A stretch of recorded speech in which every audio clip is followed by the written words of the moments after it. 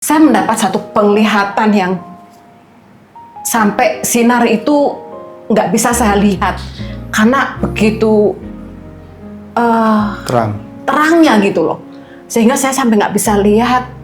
Dan di situ saya mendengarkan satu suara yang sangat jelas berbicara tentang akulah jalan kebenaran dan hidup. Saya waktu itu mau menikah dengan istri saya, orang tua saya, saudara saya semua nggak setuju.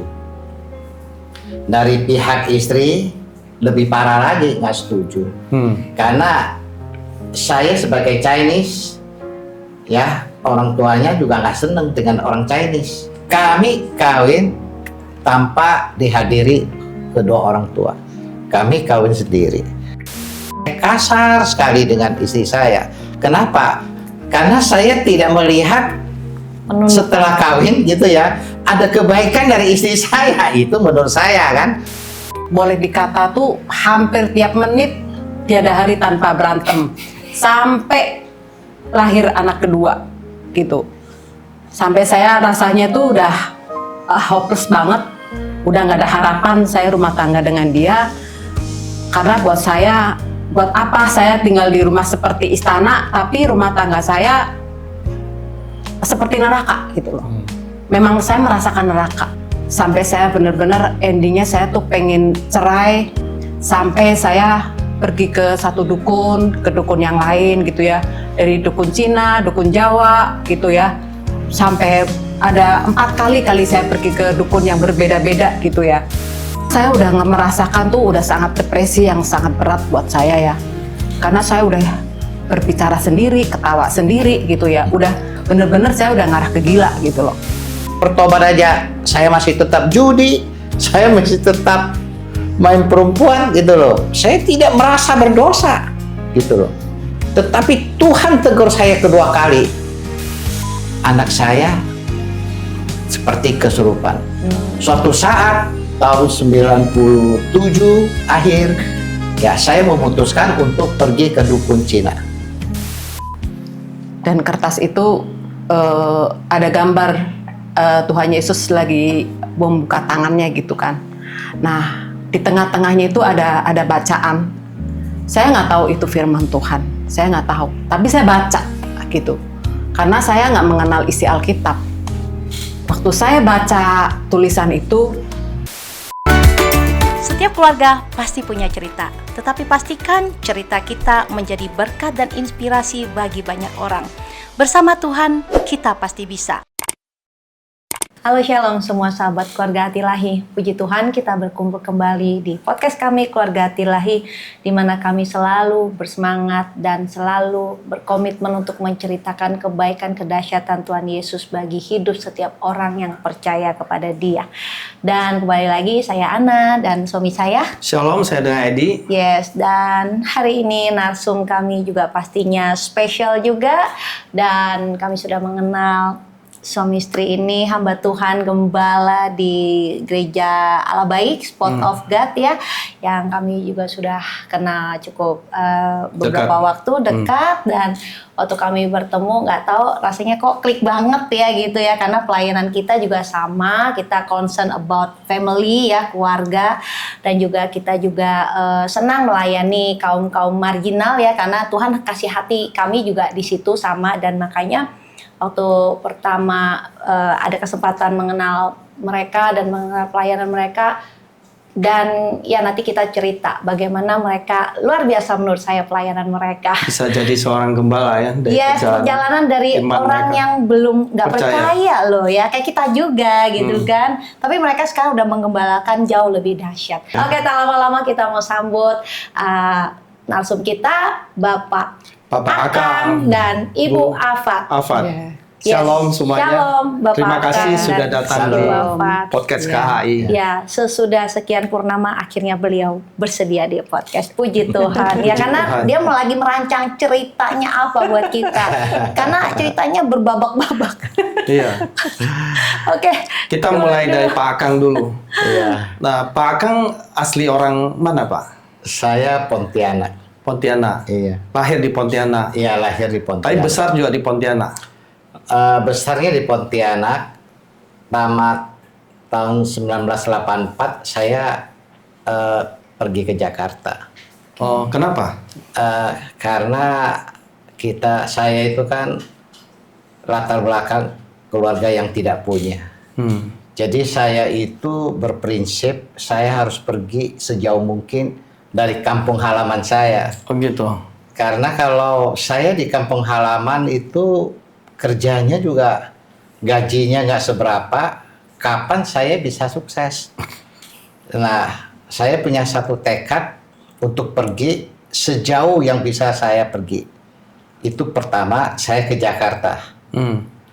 Jadi waktu Bapak akan mutusin ke Jakarta itu orang tua gimana? Support? Orang tua saya sih setuju aja. Setuju aja. Karena kalau waktu di Pontianak itu memang tidak dapatkan pekerjaan yang baik, gitu. Jadi saya ingin mendapatkan pekerjaan yang lebih layak di Jakarta. Berarti tahun 84 itu usia Pak Akang di usia berapa itu? Tahun 84 itu saya di usia 22. 22 ya, berarti Iya. sudah lulus lah ya? Iya, udah Lulus lulus sekolah. SMA. SMA. Iya. Nah, waktu ke Jakarta gimana Pak pergumulan Bapak di Jakarta? Apakah udah ada kerjaan atau pas di Jakarta baru cari? Nah, saya dibawa oleh teman. Waktu itu saya ada kerja di suatu perusahaan kecil. Dia bawa saya ke Jakarta ya untuk bekerja di suatu perusahaan kecil yaitu bengkel. Ya, di situ saya bekerja hampir 1 tahun. Setelah itu saya dibawa teman saya untuk pergi jadi sales baju. Setelah itu saya tidak sales baju lagi dengan teman saya dan saya ikut abangnya ke Sumatera. Nah, memang perjalanan sales ini berat gitu. Ya, jadi pada waktu itu sekitar tahun 85 86 itu masih zaman bagaimana premanisme itu begitu merajalela ya. Jadi Sumatera itu begitu rawan sekali. Begitu perjalanannya. Tapi itu waktu masih muda itu Bapak apakah sudah di dalam Tuhan atau belum Pak? Nah, saya ini kan awalnya saya sekolah di jadi saya dibimbing ke arah. Nah, di dalam saya tidak mendapatkan apapun ya di dalam kerohanian saya. Sejak saya di Jakarta pun saya tidak memikirkan agama. Buat saya pribadi agama aja sama. Jadi nggak ke gereja waktu muda? Nggak ke gereja saya. Justru perjalanan di dalam pekerjaan itu membuat saya lupa dengan kegiatan rohani. Gitu. Nah, saya tidak ke gereja. Ya, saya kerja dan juga kerjanya juga tidak baik-baik aja. Semua biasa-biasa aja gitu. Gitu. Sampai satu saat saya berencana ke Jepang gitu. Wah. Ya, saya udah bikin paspor, saya udah bikin visa, udah difoto dengan jas gitu. Tapi Tuhan kayaknya nggak izinkan saya ke Jepang. Tahu-tahu saya diarahkan untuk jadi sales di Sumatera. Setelah itu bos saya gagal, saya usaha di ayam. Nah gitu. Jadi habis di ayam sampai sekarang pun saya masih usaha di ayam tapi udah nggak terjun sendiri. Wah, luar Ya. biasa. Jadi awalnya Bapak ikut orang, terus akhirnya ketika bosnya gagal ya? Iya. Bosnya gagal, Bapak akhirnya mutusin terjun usaha sendiri. Belum, ikut orang juga. Ikut orang. Ikut orang juga di ayam. Di ayam. Iya. Nah, sampai hampir dari tahun 88 sampai sekarang ini. Tahun 2026, tapi tahun 2004 saya usaha sendiri. Nah, jadi waktu muda, Bapak kan memang sekolah Katolik, tapi Bapak sendiri gak mendalami agama ya. Jadi, bilang waktu Bapak datang ke Jakarta, Bapak jarang ke dalam kegiatan ibadah, Iya. kerohanian. Itu kehidupan masa remajanya seperti apa, Pak Akang? Nah, Saya dari Pontianak kan keluarga saudara-saudara saya terutama yang perempuan ya itu galak-galak. Jadi saya itu dikekang ya, namanya anak masih baru besar gitu ya. Jadi saya merasa terkukung. Saya tidak tahu seperti apa saya pribadi itu waktu di Pontianak. Setelah saya datang ke Jakarta, saya sepertinya terbebas dari segala kungkungan. Burung lepas daya sangka. Iya. Disitulah saya banyak mengenal hal-hal yang buruk, ya. Apalagi waktu saya kerja di bagian sales baju ya. dengan bos saya itu kehidupan saya itu keras, ya. Bos saya itu kan juga emosinya tinggi, jadi tiap hari itu urusan kita itu berantem di jalanan. Tiap hari itu hampir itu berantem terus, bawa mobil senggol-senggolan, apapun dilakukan. Jadi secara tidak langsung saya terbawa karakter itu. Ya. Saya terbawa sampai terbentuk karakter saya juga keras dan kasar gitu.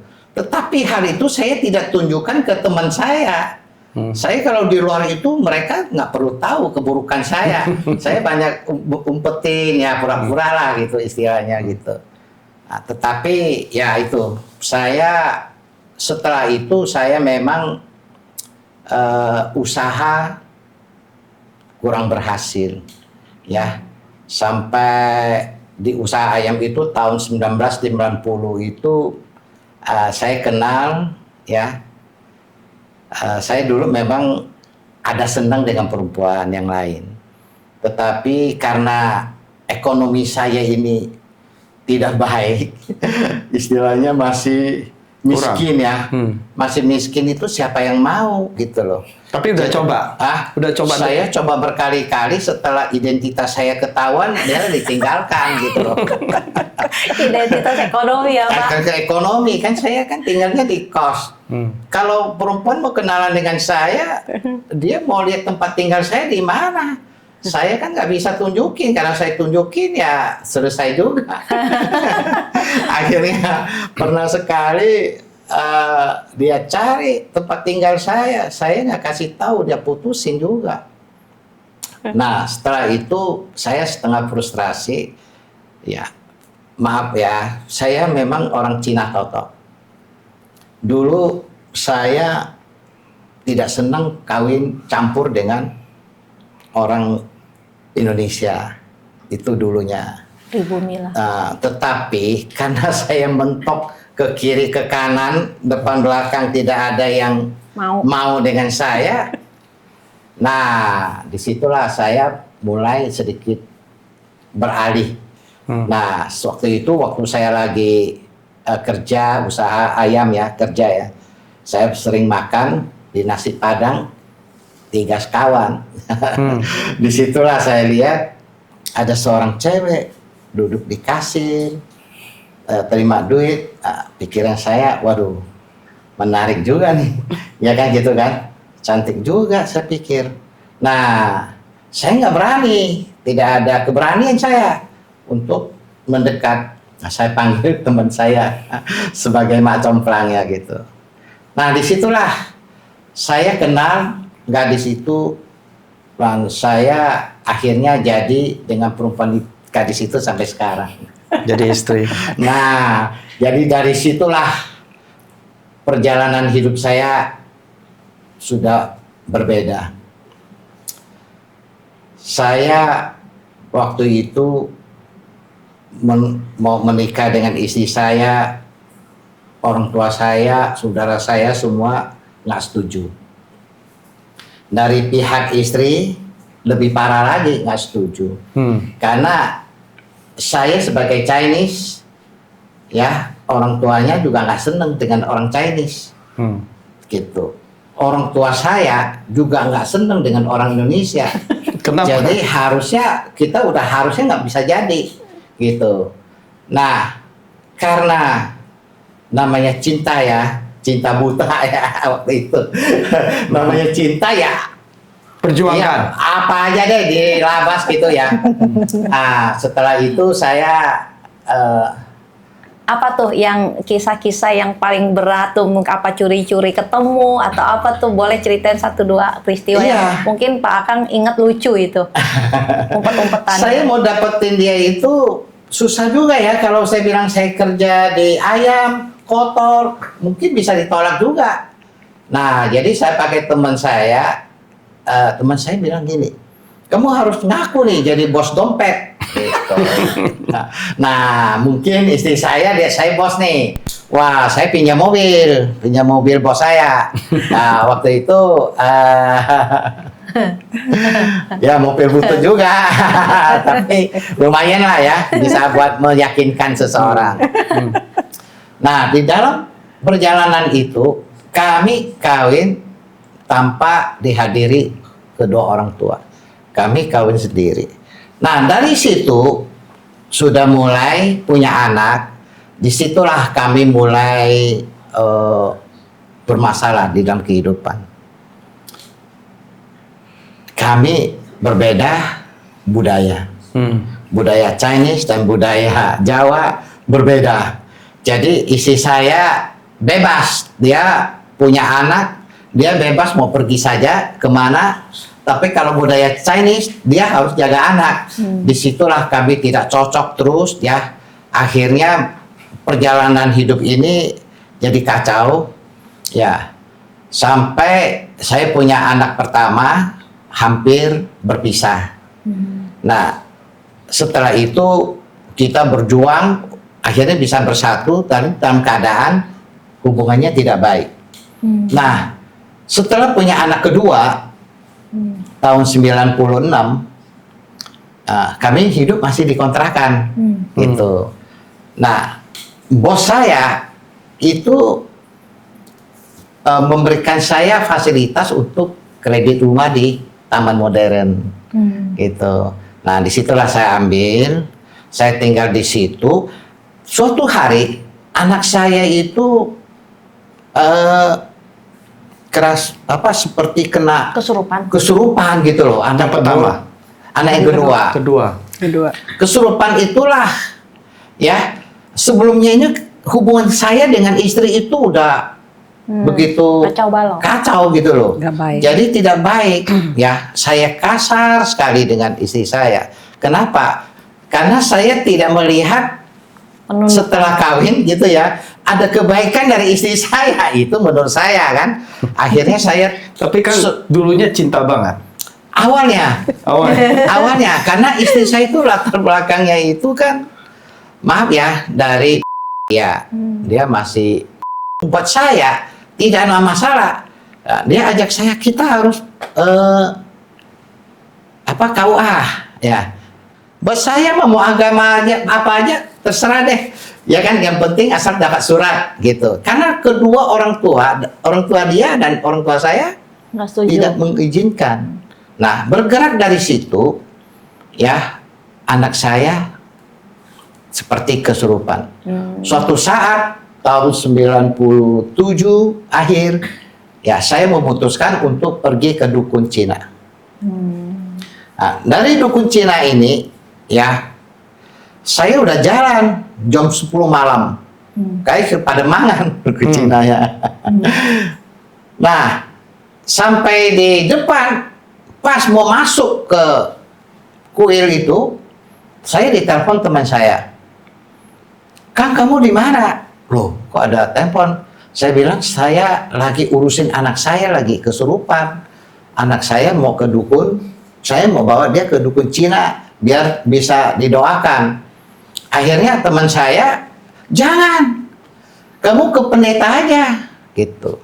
Nah, waktu itu kan saya tidak tahu pendeta yang mana, karena memang saya sudah tidak terbiak lagi dengan masalah gereja. Akhirnya saya ditujukan ke gereja yang di Cikarang. Coba bayangkan dari Pademangan ke Cikarang, sampai di sana udah jam 1 malam, 1 pagi. Waktu dipegang oleh pendeta itu, didoakan, langsung sembuh. Diem. Nah, dari situ saya diem.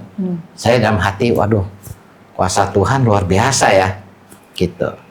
Nah, mungkin ini cerita sampai di sini dulu. Biar istri saya cerita dari awalnya. Iya. Ya. Jadi biar kita sambung di situ. Boleh. Nah, biar sambung karena kita sudah mulai masuk fase namanya bertobat nih. Oh, Nah, gitu. Oke, Ya. mantap. Waktu Iya. awal gimana tuh, Bu? Ya memang waktu awal saya Melihat kenal Pak dia Akan. ya Waktu pandangan pertama, Bu, melihat dia. awalnya saya biasa aja sih, Oke. karena kan waktu saya ngasir, dia tuh hampir tiap hari makan di situ. Tapi saya ngasirnya tuh setiap hari Minggu aja sih, karena hari Minggu saya nggak sekolah. Karena waktu itu saya posisinya masih sekolah SMA, gitu. Jadi kalau hari Minggu aja saya bantu di situ, bantu ngasir. Tiap hari Minggu ngasir selalu ada dia, gitu. Sengaja, Bu, emang sengaja. Iya, awalnya saya biasa aja sih, nggak ada rasa apapun ya, nggak ada, karena saya merasa pernah punya pengalaman buruk.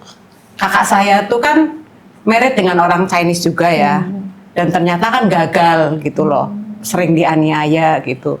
Itu membuat saya tuh kayak udah antipati gitu loh. Saya nggak mau married dengan orang Chinese gitu. Saya udah komitmen dalam hati saya gitu. Ternyata berjalannya waktu dia tuh nyari saya sampai bisa ke rumah, padahal saya nggak pernah ngasih alamat gitu loh. Oh, iya. Dan ternyata mungkin karena dapat dukungan dari paman saya yang di tempat restoran itu, karena di restoran itu yang punya peran besar tuh paman saya gitu. Karena klien setia, Bu. Iya. Makanya Disitulah akhirnya dia nemuin saya di rumah gitu loh. Saya kaget juga dia datang ke rumah gitu. Nah, udah akhirnya ya saya biasa aja awalnya, ya kenalan, biasalah berteman ya gitu. Terus akhirnya lama akhirnya ya temennya ini tuh pinter sekali. Dia nggak begitu pinter untuk Berani. ngambil hati seorang wanita gitu loh. Tapi temennya ini pinter ngegombal gitu loh. Namanya saya kan masih polos ya, karena saya jujur belum pernah hubungan dengan lelaki itu yang sampai sedalam itu gitu loh. Gitu. Biasa cuman berteman aja gitu. Nah, jadi waktu temennya ini sedikit ngegombal sama saya percaya aja gitu. Percaya, dia bilang, itu temen saya tuh bos dompet loh, mau kenalan dengan kamu katanya. Saya sih cuma senyum-senyum aja sih gitu. Terus satu hari seret dia lewat kan, dia bawa mobil gitu. Biasa kan perempuan kan pengen dong kalau ada seseorang laki mau mau ini kan PDKT kan kita nilai dulu kan, biasa nilai dari luarnya dulu gitu. Ya penampilan luarnya oke, ya udah akhirnya kita jalan. Berjalannya waktu ternyata dia tuh tidak seperti penampilan luarnya gitu loh. Tapi saya ada rasa itu, saya melihat sisi baiknya dia gitu loh. Itu yang saya akhirnya mulai ada hati lah sama dia gitu. Sisi baiknya tuh apa tuh? perhatian gitu loh. Waktu saya ngalami sakit gitu. Itu dia ngasih saya obat gitu ya. Di situ saya mulai ngeklik sama dia tuh waktu saya ngalami sakit gitu. Sakitnya parah? Enggak, saya waktu itu ada sedikit sakit di bagian ini ya, dalam gitu. Saya cerita sama dia, saya cerita gitu loh. Akhirnya dia kasih saya obat. Nah, dari situlah saya mulai ada hati sama dia. Akhirnya jalan. Terus saya kepengen tahu lebih dalam lagi background keluarganya seperti apa. Kamu tinggal di mana? Saya pengen tahu rumahnya, keluarganya siapa gitu. Pasti kan pengen tahu ya. Akhirnya dia nggak mau ngasih tahu juga. Tapi karena saya sering mendesak, akhirnya dia kasih tahu juga gitu. Memang awalnya dia ngekos, dia ngaku ngekos. Terus akhirnya dia pindah dari kos-kosannya, dia pindahlah ke rumah yang sedikit lebih layak lah gitu. Nah disitulah mulai akhirnya ya kami akhirnya ya menikah secara ini. Menikahnya waktu itu di KUA dihadiri sama paman saya gitu loh, disaksikan sama paman saya. Satu-satunya pendukung. Iya, tapi kami menikah nggak ada pesta sedikit pun gitu ya, karena memang kami juga nggak ada uang untuk berpesta juga. Nah akhirnya ya kami cuman menikah di KUA, udah selesai gitu loh. Nggak pernah pesta pora kayak gimana, nggak syukuran pun enggak, cuman foto di studio pakai baju pakai baju wedding gitu ya, berdua foto-foto di studio, udah cuman untuk membuktikan kami ini udah Nikah. resmi gitu loh, udah nikah gitu. Nah berjalannya waktu setelah nikah, kami punya anak pertama, disitulah mulai itu sebenarnya waktu pacaran juga sering konflik sih, tapi saya tetap bertahan karena saya masih melihat sisi kebaikannya dia gitu. Nah setelah menikah, udah berjalannya waktu, anak saya udah hampir umur setahun. Di situ tuh pertengkaran setiap hari itu boleh dikata tuh hampir tiap menit tiada hari tanpa berantem. Sampai lahir anak kedua gitu. Sampai saya rasanya tuh udah hopeless banget. Udah nggak ada harapan saya rumah tangga dengan dia. Karena buat apa saya tinggal di rumah seperti istana, tapi rumah tangga saya seperti neraka gitu loh. Memang saya merasakan neraka gitu. Karena tidak ada kecocokan, nggak ada keharmonisan gitu ya. Sampai saya benar-benar endingnya saya tuh pengen cerai dengan cara baik-baik gitu. Dengan cara baik-baik. Sampai saya pergi ke satu dukun, ke dukun yang lain gitu ya. Dari dukun Cina, dukun Jawa gitu ya. Sampai ada 4 kali saya pergi ke dukun yang berbeda-beda gitu ya. Terakhir saya ke dukun Cina ya. Malah saya mau dijadikan istri mudanya dia gitu loh. Wah, di situ akhirnya saya nggak mau pergi lagi. Ini malah bikin kacau saya lagi ini gitu loh. Saya diiming-imingin, mau dikasih rumah, mau dikasih mobil, segala macam. Wah, saya masih punya pikiran waras gitu loh. Walaupun saya diiming-imingin harta gitu ya, saya nggak kepencut gitu loh. Karena buat saya kepengen hidup damai gitu loh. Saya kepengen bahagia gitu. Bukan karena keingat kebaikan Akang. Ya, intinya saya berusaha kepengen rumah tangga ini akur gitu loh. Solusinya tuh gimana gitu. Jadi udah cari solusi ke sana kemari, ke dukun ini, ke dukun itu. Ternyata semua nggak ada solusi gitu ya. Sampai sembahyang jungkir balik pun saya nggak menemukan solusi gitu.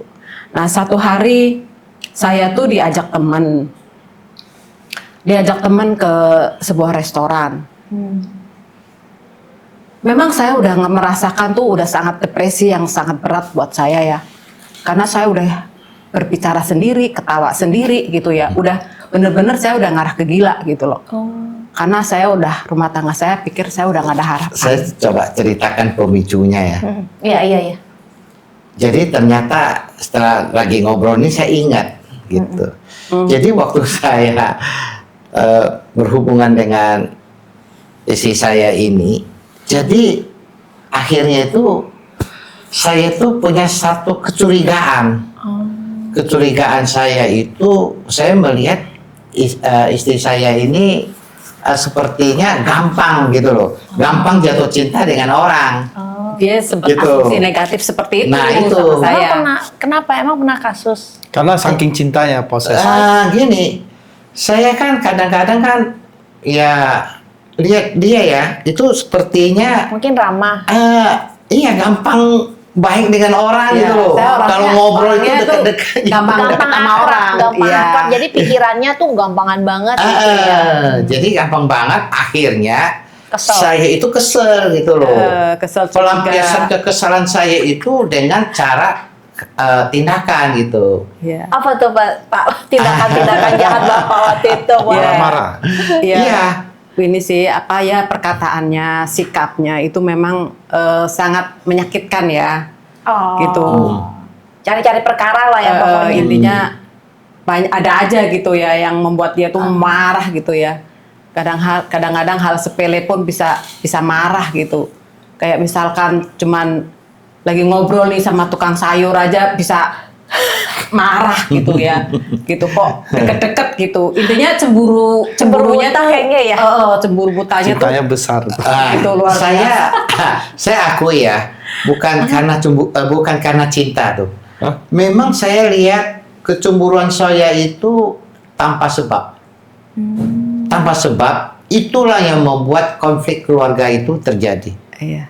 Nah, saya cerita tentang cemburu ini, memang saya setelah saya dipulihkan Tuhan, saya baru sadar bahwa ini ada cemburu itu ada rohnya. Gitu. Nah, dari situlah kami sering bertengkar dalam hal yang sama. Kadang-kadang anak saya masih kecil, dia pergi. Pergi, katanya sekolah, mau lanjutin sekolah lagi. Lah, kamu udah punya suami, kamu lanjutin sekolah. Berarti kamu cari gara-gara dengan saya nih. Nah, ini dalam hatinya begitu. Ya. Nah, begitu akhirnya saya bikin ulah. Sampai saya kan sebagai laki ya, saya tuh neken. Jadi setiap perkataan yang keluar saya tuh tekan sampai dia itu stres.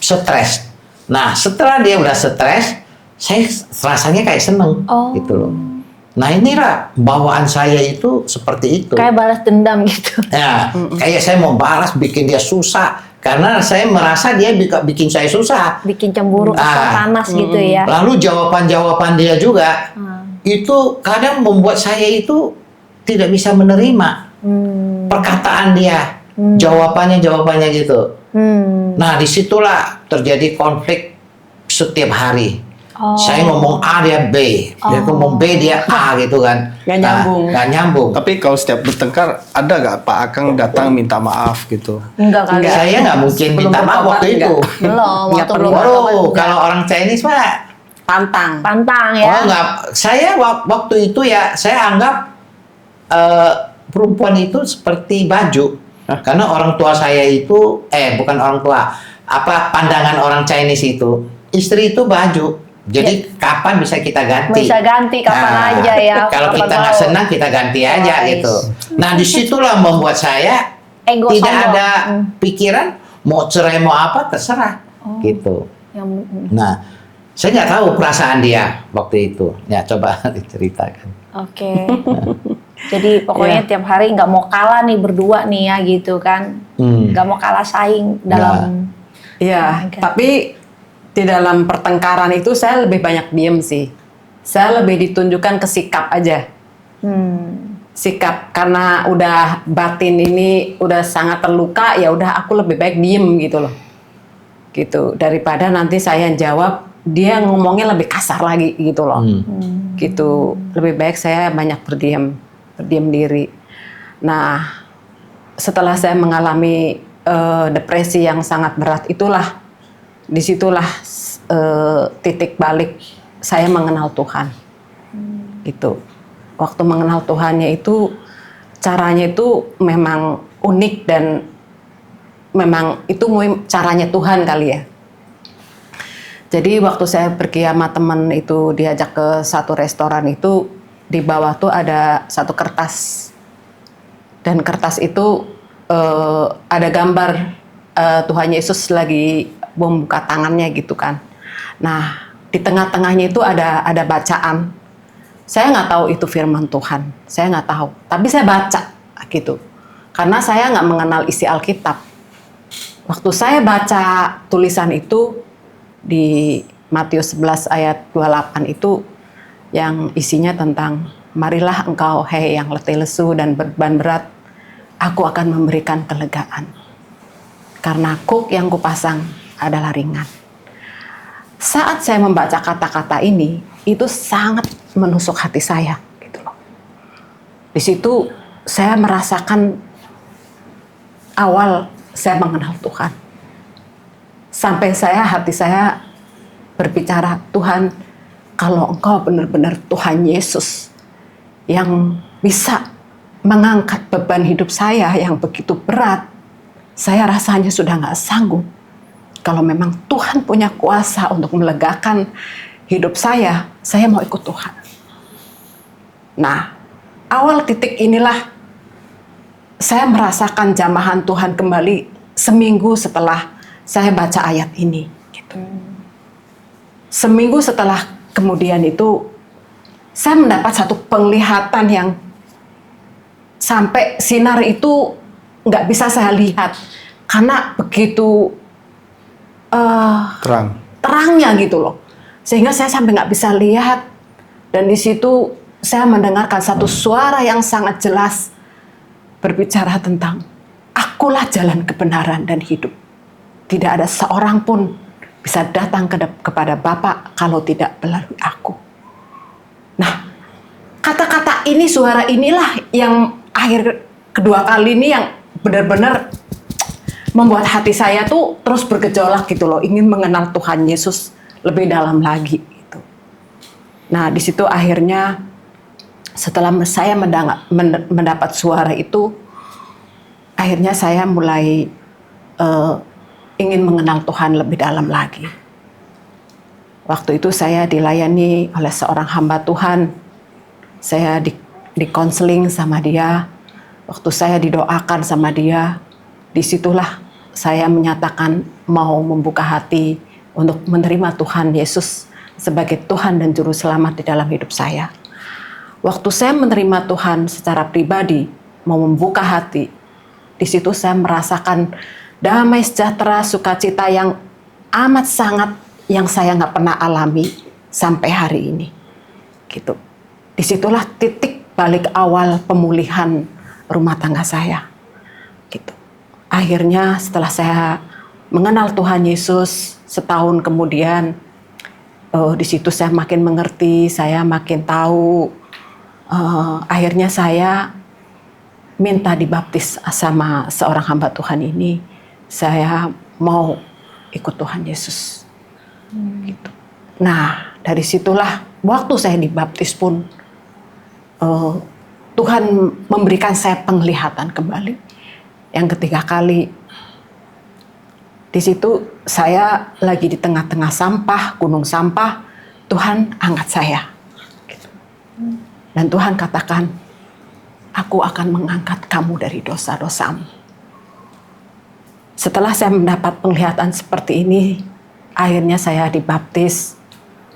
Waktu saya setelah dibaptis, itu rasanya tuh ringan sekali gitu loh. Beban saya tuh rasanya lepas semua. Secara spirit saya mengalami Tuhan yang sangat luar biasa waktu setelah saya dibaptis. Nah, begitu kuasa Tuhan selalu dinyatakan dalam kehidupan saya pribadi, saya terus mau belajar terus, kan baru setahun saya mengenal Tuhan ya. Saya rajin ke gereja, saya bawa anak-anak sekolah minggu. Waktu itu dia belum ke gereja, dia belum bertobat. Tapi saya mau fokus mengenal Tuhan lebih dalam lagi. Setelah setahun kemudian, 2 tahun saya berjalan mengenal Tuhan. Nah, akhirnya disitulah Tuhan menyatakan dirinya terhadap suami saya itu lewat anak saya yang sakit ini. Gitu. Waktu anak saya sakit, didoain seorang hamba Tuhan yang melayani saya ini, akhirnya dia dijamah Tuhan lewat anak saya. Jadi Pak Akang justru setelah 2 tahun istri itu mencari Tuhan ya, Pak Akang sama sekali belum terjamah ya, sampai ketika anak Pak Akang sakit. Dan udah tahu istri ke gereja atau bagaimana perasaan? Iya. Dia tahun 97 dibaptis. Setahun kemudian saya lihat ada perubahan dalam sikap dia, di dalam menjawab keluhan saya. Ada satu perubahan yang sangat mendasar yang membuat saya jadinya mengasihi dia. Saya lihat istri saya kok udah beda ya. Karena sebelum-sebelumnya ini kan saya memang sudah tidak mau tahu lagi tentang agama gitu loh. Ya, karena saya pikir sama saja semua, nggak ada urusan dengan agama gitu. Nah, jadi saya berjalan sendiri ya, tanpa sepengetahuan juga saya banyak melakukan dosa juga gitu. Setelah saya melihat istri saya berubah, saya diam. Nah, diam. Waktu anak saya yang kerasukan itu mengalami pemulihan setelah didoakan pendeta, saya sih ke gereja. Setelah itu saya masih main-main dengan dosa. Tapi saya itu udah ke gereja aja, tapi saya masih main-main, belum bertobat tentang kehidupan saya sehari-hari. Belum sungguh-sungguh. Nah, memang saya sudah dibaptis. Ya. Setelah itu perjalanan hidup saya biasa-biasa saja sampai tahun 2001, anak saya yang ketiga umur 1,5 tahun mengalami sakit lagi. Sakit lagi, dan sakitnya itu ya, jadi baru keluar dari rumah sakit langsung koma di rumah. Saya kehilangan akal. Akhirnya saya telepon gembala yang saya bergereja itu nggak datang-datang. Jadi saya kebingungan. Waduh, saya kemana ya? Tiba-tiba ada seorang hamba Tuhan dari Bekasi telepon saya. Pak, ada di mana? Saya bilang saya lagi kesusahan besar. Saya udah mau mati, saya bilang gitu. Ada apa, Pak? Kok jadi begitu jawabannya? Iya, anak saya udah koma. Dia lagi muntaber, baru keluar dari rumah sakit 10 hari, tapi pulang sampai ke rumah kondisinya udah nggak bergerak. Tunggu katanya, aku ke rumah. Nah, setelah dia sampai ke rumah saya, disitulah didoakan ya, dari jam 12 didoakan, dinyanyi, nyembah. Tahu-tahu jam 1 lewat, anak saya bergerak. Waduh, saya seneng gitu kan. Luar biasa, saya meluapkan kegembiraan saya. Karena di dalam dubur anak saya yang 1,5 tahun itu kan keluar cairan terus. Sampai udah hampir kering. Jadi saya tuh kehilangan akal. Saya harusnya kan bawa ke rumah sakit. Saya nggak mampu lagi berpikir saya. Blank saya. Setelah saya blank, anak saya ternyata setelah didoakan, dia baru mulai bergerak. Dan sejam kemudian dia udah mulai enak, bagus gitu loh. Nah, dari situlah saya melihat kuasa Tuhan bekerja. Saya mau bertobat sungguh-sungguh. Saya di situ titik balik saya tahun 2001. Saya tobat sungguh-sungguh ya, karena pada tahun 98 saya belum ada pengetahuan tentang firman. Sehingga pada waktu teman saya nanya saya, "Kang, ikut Tuhan gimana? Ada perubahan nggak?" Saya bilang biasa aja, saya bilang gitu. Tapi kalau mau kamu ikut Tuhan aja, boleh sih. Saya mau ikut Tuhan, dia bilang. Jadi ikut Tuhan boleh nggak? Masih boleh nggak main perempuan? Saya bilang boleh, nggak masalah main perempuan. Yang penting kamu ada duit, dia senang, kamu juga senang. Nah, sampai segitu jauhnya loh, saya punya pemahaman tentang firman Tuhan.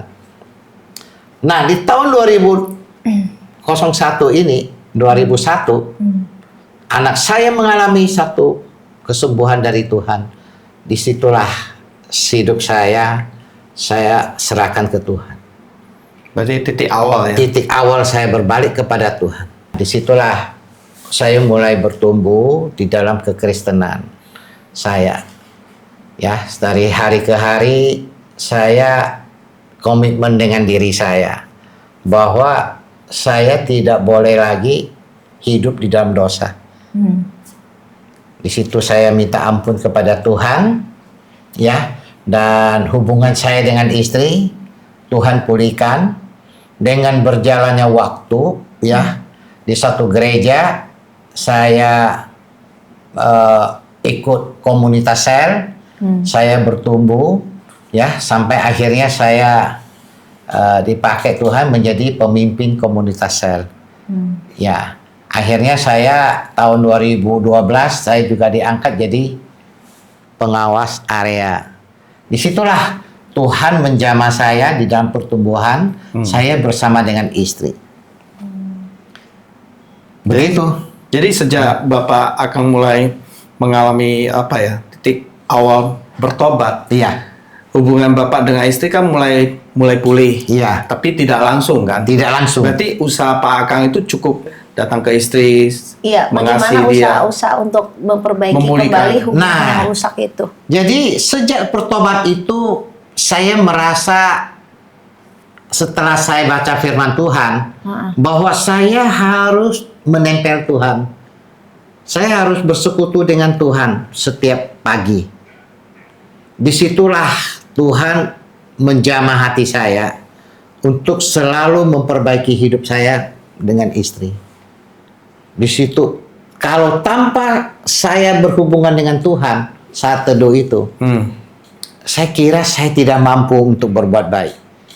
Karena saya merasakan kasihnya Tuhan, kasih karunia Tuhan di dalam hidup saya. Itulah yang merubah hidup saya. Saya berusaha untuk berbuat baik kepada istri. Tetapi saya tidak mampu karena godaan itu begitu besar. Banyak sekali godaan teman-teman. Ya. Karena saya tahu pada tahun 98 aja, waktu saya bertobat aja, saya masih tetap judi, saya masih tetap main perempuan gitu loh. Saya tidak merasa berdosa gitu loh. Tetapi Tuhan tegur saya kedua kali. Ya, karena Tuhan mengasihi saya. Saya tahu dia mengasihi saya. Tahun 2001, disitulah titik balik saya kepada Tuhan. Disitulah saya datang kepada Tuhan. Saya katakan, Tuhan, tolong jaga hati saya. Karena saya tidak mampu jaga hati saya tanpa Tuhan. Karena saya tahu hati saya ini, saya ngerti, baik sih baik, tapi kalau diganggu sedikit, bisa tidak baik. Kalau tanpa Tuhan, saya nggak mungkin bisa berbuat baik. Betul. Seperti yang dipikirkan orang. Gitu. Apalagi ditambah hobi yang buruk ya. Hobi yang buruk. Nah, setelah itu saya meninggalkan hobi saya. Ya, saya tetap tekun di dalam Tuhan. Saya bersaat teduh. Nah, Meninggalkan hobi juga otomatis meninggalkan pergaulan yang buruk kan? iya, Karena saya kan susah. meninggalkan pergaulan buruk saya, gitu. Ya, di dalam perjalanan ini masih banyak godaan nggak? Banyak, Banyak. banyak sekali. Kalau saya tidak di dalam Tuhan, saya bisa jatuh dan hidup dalam dosa lagi. Oleh karena itu, saya merasakan ada kekuatan yang dahsyat saat saya saat teduh dengan Tuhan. Itu tidak pernah saya mau tinggalkan. Saya kemanapun, bahkan ke luar negeri, mau ke Jawa atau ke luar pulau, saya selalu ingat.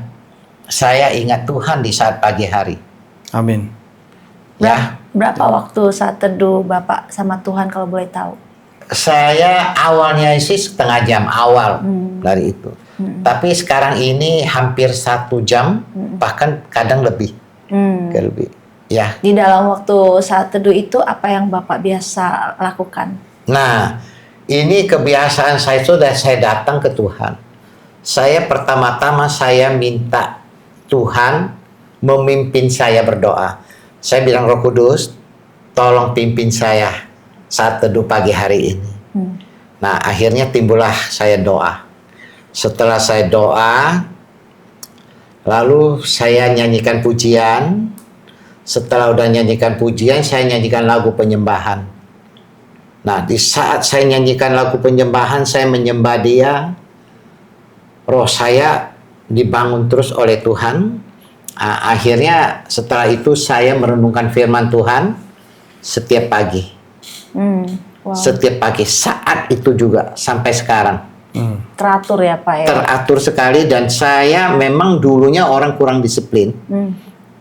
Tetapi saya tahu Tuhan merubah kedisiplinan saya untuk saat teduh.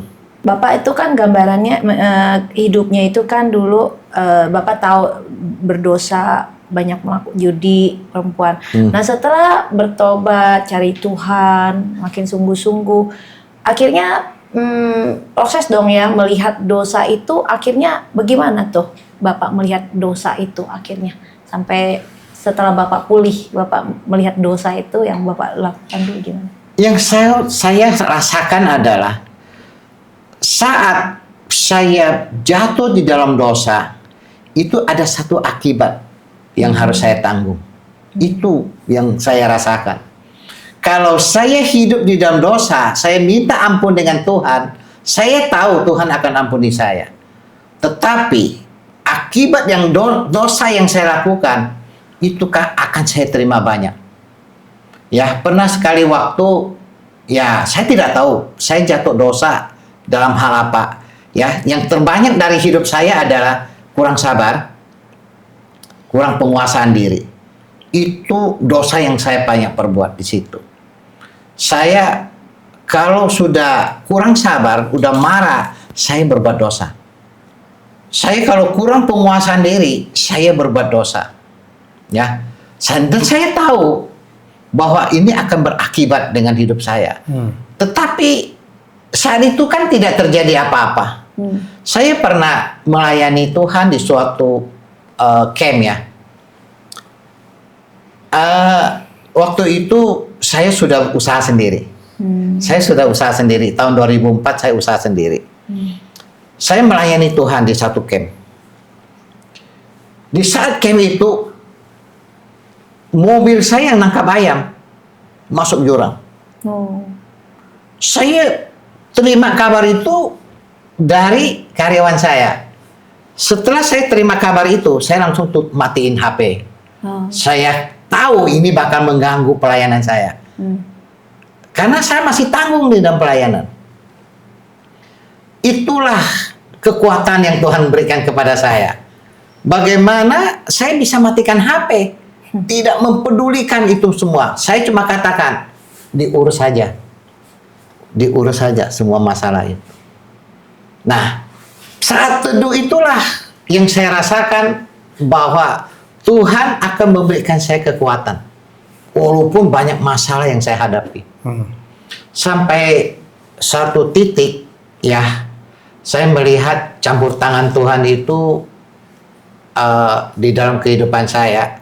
Ya, dari hari ke hari dia angkat saya. Itu saya rasakan bersama dengan istri. Ya, bagaimana saya lupa tadi ceritakan saat saya titik balik. Dulunya saya kan pelit nih, karena miskin. Semiskin saya mesti simpan duit. Saya pelit dengan semua orang. Bahkan makan pun saya berharap ditraktir. Gitu. Saya tidak mungkin traktir orang. Karena duit itu begitu berharga buat saya. Tetapi waktu saya titik balik, saya mengenal Tuhan yang benar. Hati saya menjadi Murah hati. tergerak. Punya belas Saya kasihan. punya belas kasihan dengan semua orang. Ya. Awal pertama saya waktu itu duit masih belum banyak, sedikit. Saya mulai belajar memberi. Ya, saya beli sembako 1 bungkus saya. Saya campur dengan gula, cuma 1 bungkus. Saya mulai berjalan membagi ke orang-orang yang membutuhkan. Dari situlah Tuhan tambah-tambahkan itu sembako itu. Tuhan tambah-tambahkan surut. Jadi sampai saat ini kalau saya sering memberi sembako kepada orang, bukan karena mau dipuji, bukan. Memang itu lahir dari kemurahan hati yang Tuhan berikan pada saya. Saya tahu itu. Tidak gampang. Sembako 1 bungkus sekarang ya memang kecil. Tetapi dengan berjalannya waktu, ya istri saya jauh lebih berani lagi memberi.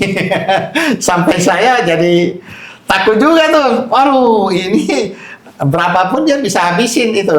Tapi Tuhan tidak pernah berutang. Berutang, betul. Tuhan tidak pernah berutang.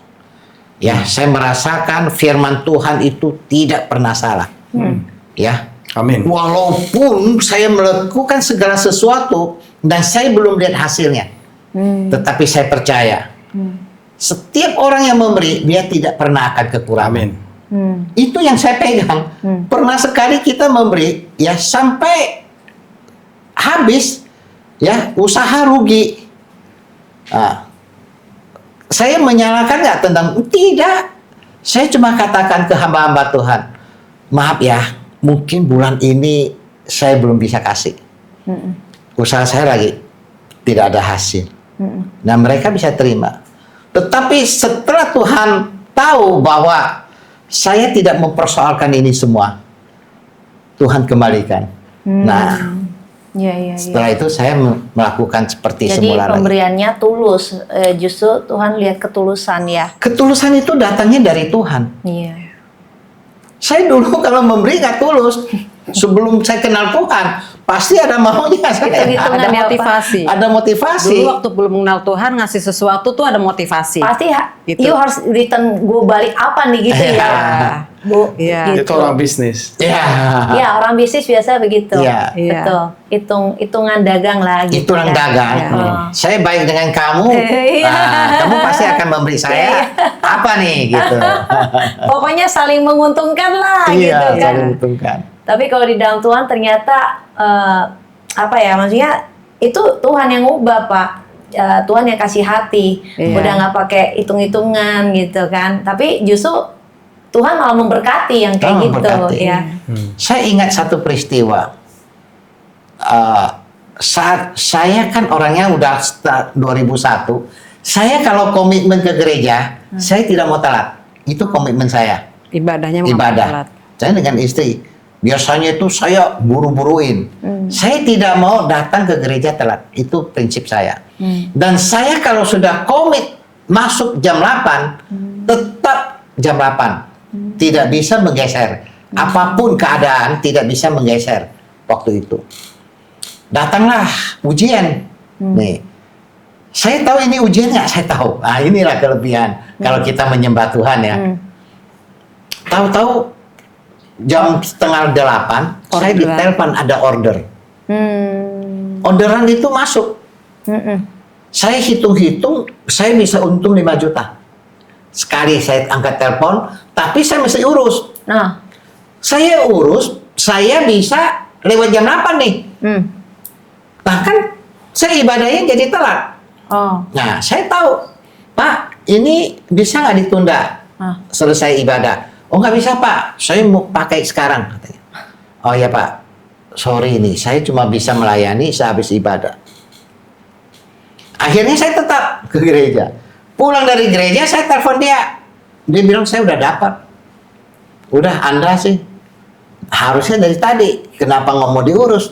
Saya bilang, saya mau ibadah. Iya, bisa kok. Ibadah jam 10 juga bisa. Ibadah jam 12 juga bisa. Ibadah jam 2 juga bisa. Kayak gitu kan. Tapi saya punya komitmen. Kalau saya sudah tentukan jamnya, saya tidak mau digeser dengan apapun. Nah, inilah hati yang Tuhan beri kepada saya. Pertama, harus komitmen jam ibadah. Yang kedua, tidak boleh telat. Amin. Nah, puji Tuhan. Sampai sekarang saya tidak pernah kekurangan. Walaupun uang 5 juta itu tidak saya terima. malah tambah dilipat gandakan. Saya rasa seperti itu. Kita kan tahu Pak, aset Bapak. Ya. Nggak mau disebut sini ah. Oke, wow Pak Kang, di dalam setelah bertobat tuh memang nggak biasa ya, apalagi seorang pria yang dulunya udah ya istilah jatuh dalam dosa, tapi setelah bertobat tuh berkelihatan komitmen sih. Iya. Saya lihat ya, nggak banyak pria seperti itu, jarang gitu. Iya. Nah kalau ibu melihat ini kenapa dia bisa begitu? Apa karena memang sifatnya yang lama memang begitu, dia punya sifat disiplin? Saya perlu tanya dari istri nih Pak. Iya. Terus udah itu kedua, apa yang ibu rasakan setelah bertobat, melihat perubahan Pak Akang? Ya, memang awal saya menerima Tuhan itu doa yang paling pertama saya berdoa untuk buat suami saya itu waktu minta sama Tuhan itu saya doanya seperti ini. Tuhan, tolong ubahkan suami saya. Saya secara pribadi nggak bisa mengubah karakter sifat dia yang jahat. Tapi Tuhanlah yang berkuasa, Tuhan yang mungkin sanggup gitu. Saya tidak sanggup. Nah, awal pertama doa itu benar-benar saya tuh mintanya tuh perubahan karakter dia gitu loh. Gitu. Saya nggak pernah minta harta, nggak pernah minta apa, karena memang kita kondisinya juga memang masih miskin gitu. Tapi saya minta supaya Tuhan ada, suami saya tuh ada perubahan hidup gitu. Nah, sampai puji Tuhan sampai hari ini setelah kami dipulihkan Tuhan, kita bisa melayani bersama-sama. Bagaimana saya melihat proses perubahan karakter suami saya itu begitu saya rasakan sangat luar biasa, komitmennya, kedisiplinannya itu di dalam pengenalannya akan Tuhan itu saya rasakan sangat luar biasa ya. Bagaimana dia tuh bisa waktu pertama kali dia melayani jiwa aja saya melihat dia tuh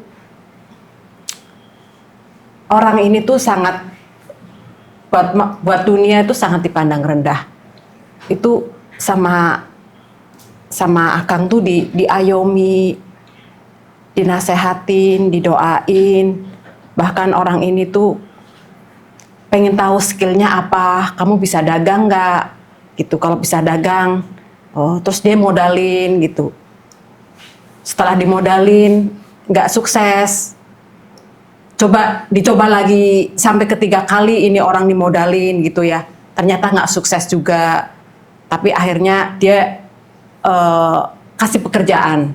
Kayaknya kalau dimodalin ini orang nggak bisa dagang gitu. Akhirnya dia endingnya dikasih pekerjaan. Itu sampai seperti itu, pedulinya sampai ngomongnya tuh sampai segitu rupa gitu loh. Itu yang membuat saya tuh kadang-kadang Tuhan pakai dia tuh secara luar biasanya tuh di situ.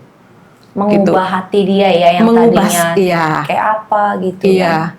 Disitulah yang dilayani orang-orang seperti ini tuh bukan 1, 2, 3 orang gitu. Makanya setiap hari kami tuh di rumah tuh hampir tiada hari tanpa ada tamu gitu loh. Tamu tuh selalu ada gitu. Bagaimana dia melayani jiwa-jiwa yang benar-benar yang letih lesu, berbeban berat. Itu ada aja Tuhan kasih dia hikmat untuk melayani orang tersebut gitu loh. Gitu. Dan orang ini merasakan kasihnya Tuhan dan kuasanya Tuhan sampai orang ini mau mengenal Tuhan gitu loh. Dengan sendirinya sampai orang ini mau bertobat gitu. Itu ketika dia menjangkau jiwa-jiwa orang-orang marginal ini tuh sampai orang ini tuh dengan sendirinya mau mengenal Tuhan gitu. Tanpa paksaan dan tanpa paksaan. Karena merasakan kasih. Iya. Kasih yang nyata lah. Iya. Bukan istilah bukan omdo doang loh gitu. Ada orang kan cuma firman. Tapi kan Tuhan bilang orang Samaria lah yang Tuhan lihat gitu kan. Betul. Nah, iya. Disitulah Tuhan nyatakan kuasanya tuh, hikmatnya tuh kepada suami saya tuh sampai segitu rupa, sampai saya melihat wah luar biasa. Jadi saya sebagai istri ya saya sangat support dengan pelayanan dia seperti ini, sehingga kami bisa berjalan bersama-sama ketika melayani Tuhan. Amin. Itu. Amin. Itu Ya, sih, terus Pak. bagaimana tentang luka-luka batin di masa lalu? Sebelum itu Ibu udah bereskan ke Tuhan atau ada sama Pak Akang saling memaafkannya seperti itu atau lewat gitu aja udah netral nggak gimana? Ada. Waktu itu setelah kami mulai dipulihkan, kami saling mengaku dosa gitu ya.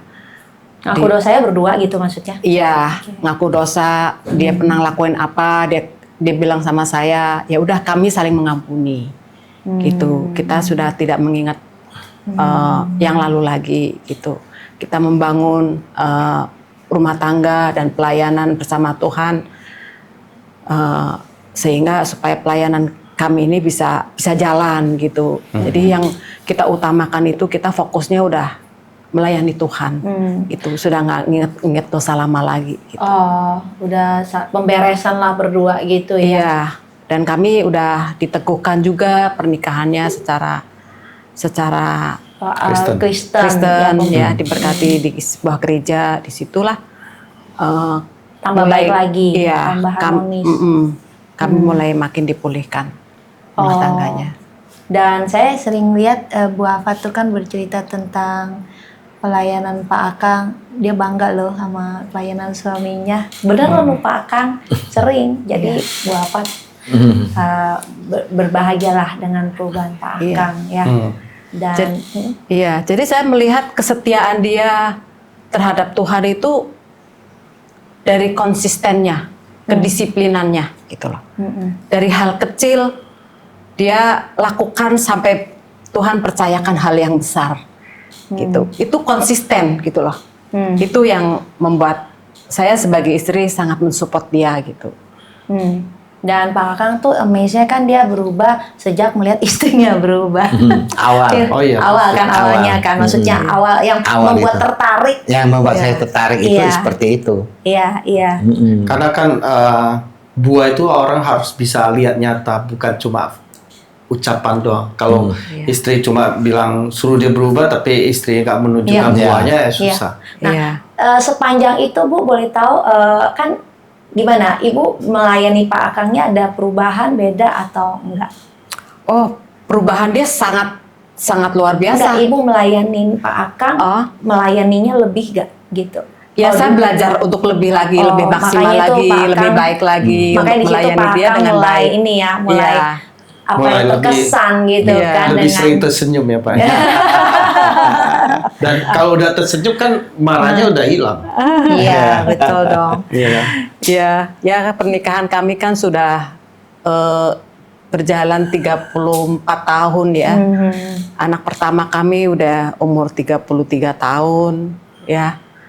Sangat mengenal pribadinya dia seperti apa gitu ya. Kami memiliki 4 anak. Semua perempuan ya, yang 2 sudah married, yang 2 masih single. Disitulah kami melihat karya Tuhan, kuasa Tuhan, penyertaan Tuhan, perlindungan Tuhan sangat luar biasa dalam kehidupan keluarga kami. Gitu. Iya. Dari kehidupan yang diawali dengan, boleh dikata kita kehidupan yang minus gitu ya, Tuhan mengangkat kami sampai ke Titik sekarang. titik sekarang ini semua benar-benar karena anugerah Tuhan dan kemurahan Tuhan. Itu aja sih Bu Ana. Luar biasa. Kalau Pak Akang mungkin ada tambahan? Ya, saya sebenarnya tidak berusaha untuk lebih baik.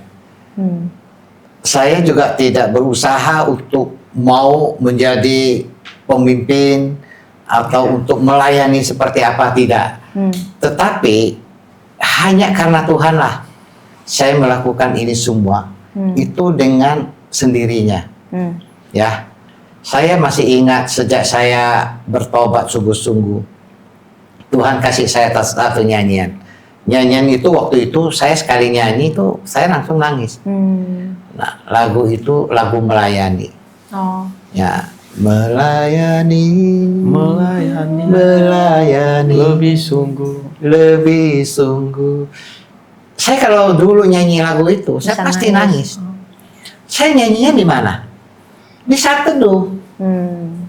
Saya dulu cuma tahu satu lagu, saat teduh. Karena saya tipe orang yang paling tidak senang nyanyi. Dari kecil saya nggak pernah mau nyanyi.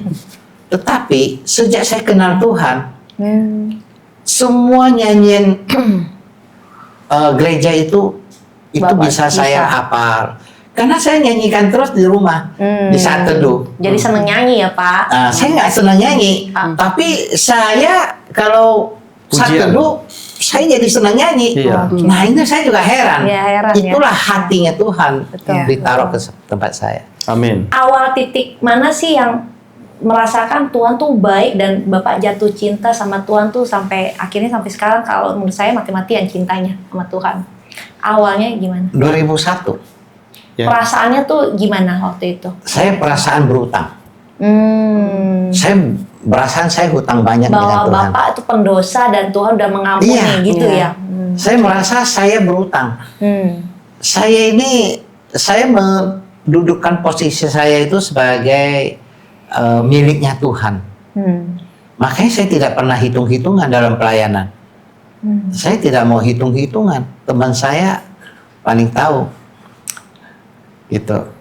Boleh sekarang Bapak pelayanannya kan di Gereja Allah Baik ya, di Bekasi Sport of God. Itu sekarang udah melayani berapa jiwa Pak sampai hari ini? Antara 90 sampai 100 sekarang. Awalnya ini dari persekutuan doa. Saya tidak ada rencana untuk bangun gereja, tidak ada. tidak ada rencana sama sekali sejak saya keluar dari salah satu gereja, karena saya merasa mungkin udah kurang bisa bertumbuh. Oh, oke. Ya, ini dari Tuhan. Iya. Dari Tuhan. Makanya saya tidak mau Ada visi hati Tuhan ya Pak. Ya? Mungkin Tuhan berbicara sesuatu dengan saya. Oke. Disitulah saya harus keluar. Bukan karena konflik, bukan karena tidak senang dengan hamba-hamba Tuhan, ya tidak. Semua baik. Yeah. Ya, saya tidak konflik dengan siapapun. Tuhan taruh hati saya untuk keluar. Oke. Nah, setelah keluar dari gereja, saya mau berjemaat. Tuhan, saya mau berjemaat saja. Suatu saat Tuhan bicara dengan saya untuk membangun satu gereja. Satu gereja itu ya isinya nggak berapa lah, banyak. Tetapi saya harus jadi jemaat di situ.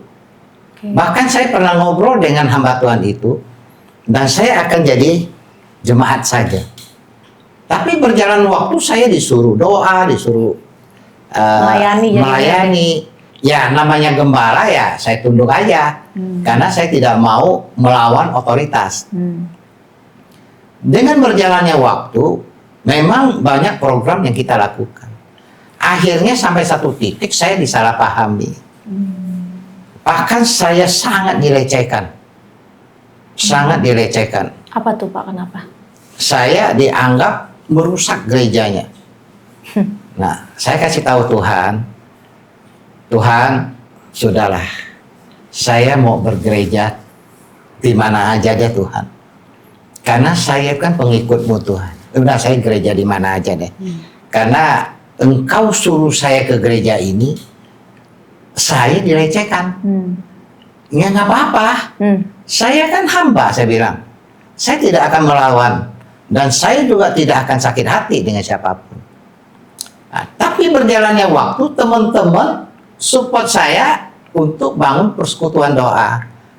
Nah, dari bulan 2 sampai dengan bulan 8 Agustus kami tahun 2026 ini semua dirancang oleh Tuhan. Semua dirancang oleh Tuhan. Dan ketua sinodenya sempat mengatakan ke saya, Pak, gereja ini Tuhan yang bangun, bukan Anda. Saya bilang memang benar. Dari awal memang saya tidak ada rencana untuk bangun gereja. Karena saya tahu image semua orang yang bangun gereja itu pasti ada maunya. Gitu. Artinya ya mengharapkan apa kek, mungkin ya dipuji orang lah, mungkin juga ada rasa motivasi yang lain. Tapi puji Tuhan ya, tim yang dibentuk oleh Tuhan itu namanya tim 7 ini sangat membantu pembangunan bergempangnya gereja. Saya bangga. Karena apa? Karena tanpa mereka saya juga tidak mampu. Nah, Tuhanlah yang beracara ini semua. Saya serahkan aja kepada Tuhan. Saya tidak mau hitung-hitung jemaat. Dari awal masuk saya tidak mau peduli. Tuhan, kalau Tuhan yang bangun, sudah, saya mau berapa orang aja saya melayani. Bagi saya bukan berapa orang yang saya layani, tapi bagi saya seberapa yang Tuhan kirim itu yang saya layani. Puji Tuhan, sekarang sudah sampai bulan Februari ya, dan jemaat semuanya merasa dijamah Tuhan. Itulah kebanggaan. Ya, saya senang bukan karena saya dipuji, enggak, karena semua bekerja sama. Ya, saya mau disalahpahamin orang, ya nggak masalah.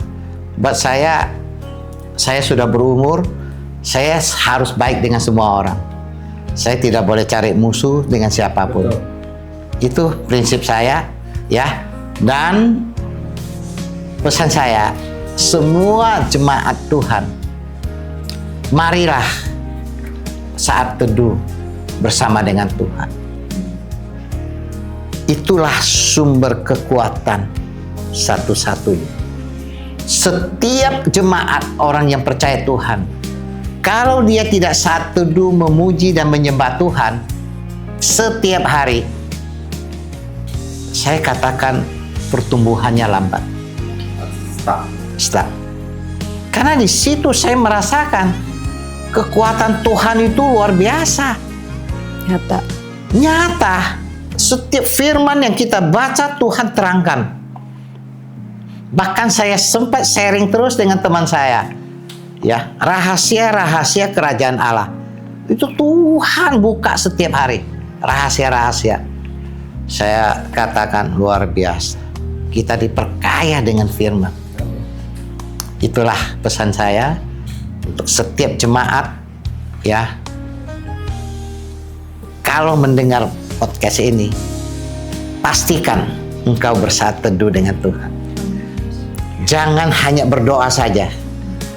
Naikkan pujian, penyembahan. Ini yang paling penting. Baca firman.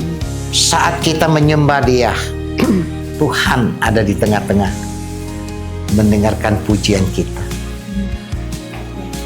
Saya selalu mengeluarkan air mata saya saat saya menyembah Tuhan. Betapa Tuhan yang saya sembah ini adalah benar Tuhan. Saya cuma panggil Tuhan Yesus Kristus, Bapa yang bertakhta di dalam kerajaan sorga. Itu yang saya rasakan, dan saya percaya Tuhan tidak akan pernah meninggalkan orang yang berserah kepada Dia. Itu yang saya pahami. Ya, setiap ada persoalan apapun, sekarang saya belajar, Tuhan beri saya ketenangan. Beri saya tenang, Tuhan. Saya mau melayani firman Tuhan, Tuhan kasih hati ini tenang. Tuhan tenangkan hati ini.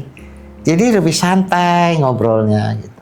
Wow, tips dari Pak Akang luar biasa. Dan kalau dari Ibu pasti ada tips juga. Boleh buat para wanitanya, ibu-ibu yang mungkin hidupnya sekarang ini masih dalam tekanan seperti Ibu pernah ngalamin. Boleh kasih kekuatan buat para wanita. Ya, mungkin dari saya ya, sebagai ibu, sebagai istri, ketika menghadapi persoalan hidup di dalam rumah tangga, ya, ketika kita sungguh-sungguh mau datang ke Tuhan, ya, disitulah Tuhan pasti akan memulihkan hidup kita, gitu. Setelah Tuhan pulihkan, kita bisa melayani bersama-sama, melayani Tuhan, melayani jiwa-jiwa yang Tuhan percayakan. Nah, disitulah ada satu kebahagiaan yang tersendiri buat kami, gitu ya. Ketika kita melayani jiwa-jiwa yang Tuhan percayakan di dalam pengembalaan kami, sehingga di situ kami merasakan betapa hidup kami ini sangat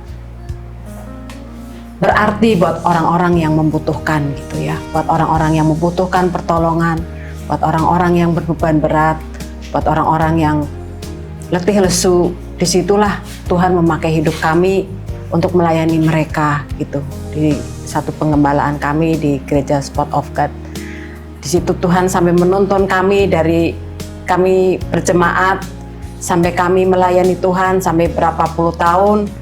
Endingnya kami boleh mengembalakan jemaat ini memang bukan karena kekuatan kami, benar-benar itu karena penyertaan Tuhan, gitu. Jadi kami membangun sebuah pengembalaan di bulan Agustus tahun 2025, dan sampai hari ini tahun 2026 Tuhan percayakan jemaat sekitar kurang lebih sekitar 100 orang ya. Itu buat kami adalah suatu pencapaian yang dari Tuhan, di luar nalar kami sih sebenarnya ya. Tapi disitulah Tuhan mau pakai hidup kami untuk melayani Tuhan lebih sungguh-sungguh lagi. Awalnya sebenarnya nggak berharap buka gereja padahal tadinya. Sangat tidak berharap buka gereja, Bu Ana. Awalnya saya sama suami udah di usia sekian, saya mau pengen happy gitu loh, pengen jalan-jalan, pengen holiday kemana gitu ya. Tapi Tuhan malah menarik kita ini. Istilahnya ngerepotin diri gitu. Iya, istilahnya. sepertinya saya tuh kayak kok jadi begini gitu loh. Malah saya jadi kayak diikat gitu ya. Sibuk. Tapi saya minta kekuatan dari Tuhan. Saya berdoa bersama dengan suami.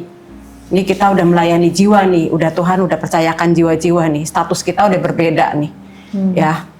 Kita harus bergandengan tangan minta kekuatan dari Tuhan supaya Tuhan memampukan kita untuk melayani Tuhan lebih lagi. Haleluya, luar biasa. Itu Bu Ana. Mantap. Ya. Mantap. Wow, dahsyat. Ya, saudara terkasih di dalam Tuhan Yesus, kita sudah mendengar kesaksian daripada Pak Akang beserta istrinya, kesaksian pernikahan mereka tidaklah mudah, penuh dengan tekanan dan kesakitan, kepahitan, tetapi di dalam Tuhan ketika setiap orang yang rindu akan berjumpa dengan pribadi dengan Tuhan, disitulah mereka hidupnya satu persatu diubahkan, seperti kesaksian daripada istrinya Pak Akang yang bisa menemukan jati Tuhan di dalam hidupnya sehingga ia bisa mengampuni suaminya, dan ketika ada perubahan suaminya juga bisa merasakan ada perubahan di istrinya sehingga suaminya juga akhirnya menemukan jalannya Tuhan. Dan kita lihat ada perubahan yang lahir daripada Pak Akang menjadi seorang suami yang lebih sabar, dan saya percaya itu adalah benih yang Tuhan taruh di dalam hidupnya Pak Akang, seperti dikatakan di 1 Yohanes 3 ayat 9, setiap orang yang lahir dari Allah tidak berbuat dosa lagi, sebab benih ilahi tetap ada di dalam dia dan ia tidak dapat berbuat dosa karena ia lahir dari Allah. Saya percaya ketika Akang mengalami Tuhan, perjumpaan pribadi dengan Tuhan, disitulah benih Allah lahir di dalam hidupnya Akang sehingga kehidupan Akang tidak pernah sama lagi. Dan kita bisa dengar bahwa perubahannya sungguh luar biasa, dari dia tidak sabar menjadi sabar, dia meninggalkan segala dosa karena ada benih ilahi yang tinggal di dalam kehidupan Allah. Dan saya percaya itu semua dia bangun dengan kedekatan hubungan dia dengan Tuhan. Seperti Mazmur 62 berkata, hanya pada Allah saja kiranya aku tenang, sebab daripadanya harapanku. Saya percaya orang yang duduk di bawah kaki Tuhan, dia akan selalu memperoleh kekuatan baru, dan saya percaya hatinya selalu diperbarui dari hari demi hari. Itulah firman Tuhan. Wow, luar biasa. Dan satu hal yang saya tangkap adalah Pak Akang bagaimana setelah ikut Tuhan dia tahu, dia sadar bahwa dia orang yang berhutang, yang berdosa, dan kemudian berkomitmen untuk memberikan yang terbaik buat Tuhan dan secara komitmen konsisten sampai hari ini. Demikian Bu Alfa juga merendahkan hati, membuka hati buat Tuhan, dan luar biasa rumah tangga mereka Tuhan pulihkan. Amin. Dan bahkan Tuhan bawa terus sampai ke titik hari ini diberkati dan bahkan memiliki pelayanan yang Tuhan urapi sampai hari ini menjadi berkat. Ya, bagi teman-teman yang mau didoakan, ditopang karena berbeban berat dan masalah apapun, mau cerita kepada kami, silakan DM di TikTok, Instagram Keluarga Hati Ilahi. Kami siap untuk menopang teman-teman. Dan juga terima kasih untuk teman-teman yang sudah setia menonton channel ini dan sudah subscribe. Dan kami berharap untuk boleh like dan komen dan dibantu share buat menjadi kepanjangan Tuhan lewat podcast ini buat keluarga-keluarga yang membutuhkan. Dan jika yang belum subscribe, boleh silakan subscribe. Dan bagi yang mau kesaksian, silakan boleh DM kami juga untuk membagikan kesaksiannya buat banyak orang. Dan kami mau undur pamit. Kami juga berterima kasih buat Pak Akang. Terima kasih Pak Akang. Wafat, cerita yang luar biasa. Luar biasa kesaksiannya. Yes, memberkati semua orang. Dan kami percaya cerita mereka bisa menginspirasi kita semua untuk terus kuat di dalam Tuhan dan datang kepada Tuhan dengan rendah hati. Pasti Tuhan berkatin rumah tangga kita. Amin. Tuhan Yesus memberkati. Ya. Thank you Pak Akang. Ya, Thank you. Ya, sama-sama. Setiap keluarga pasti punya cerita, tetapi pastikan cerita kita menjadi berkat dan inspirasi bagi banyak orang. Bersama Tuhan, kita pasti bisa.